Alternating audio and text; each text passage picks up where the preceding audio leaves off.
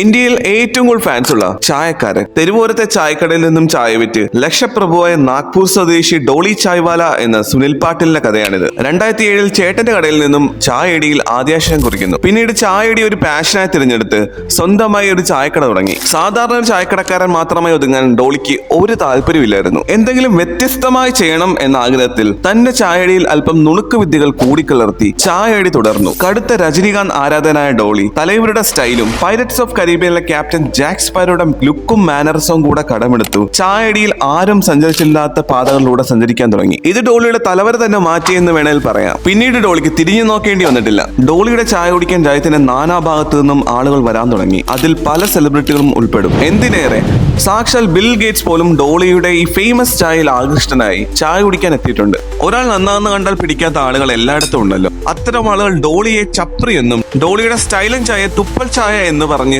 അധിക്ഷേപിക്കാൻ ആരംഭിച്ചു. നെഗറ്റീവ് പറയുന്നവരോട് പോയി പണി നോക്കണം മിസ്റ്റർ എന്ന് പറഞ്ഞുകൊണ്ട് ഡോളി തന്റെ ജൈത്രയാത്ര തുടർന്നുകൊണ്ടേയിരിക്കുന്നു. കഷ്ടപ്പാടുകളുടെയും ബുദ്ധിമുട്ടുകളുടെയും പടുകുഴിയിൽ നിന്ന് ഒരു ഫിനിക്സ് പക്ഷിയെ പോലെ ഉയർന്നു വന്ന ഡോളി നമുക്ക് എല്ലാവർക്കും ഒരു ഇൻസ്പിറേഷൻ തന്നെയാണ്. നമ്മുടെ കേരളത്തിലുമുണ്ട് ഡോളിയെ പോലെ ഒരു ബിരുദൻ.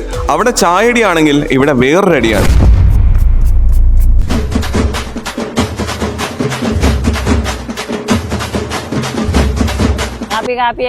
തന്റെ ജീവിതത്തിലുണ്ടാവുന്ന എല്ലാ പ്രശ്നങ്ങളെയും സാനിറ്റൈസർ അടിച്ച് ഡീപ് ക്ലീൻ ചെയ്ത് മുന്നോട്ട് പോയിക്കൊണ്ടേയിരിക്കുകയാണ് ഈ ചെറുപ്പക്കാരൻ.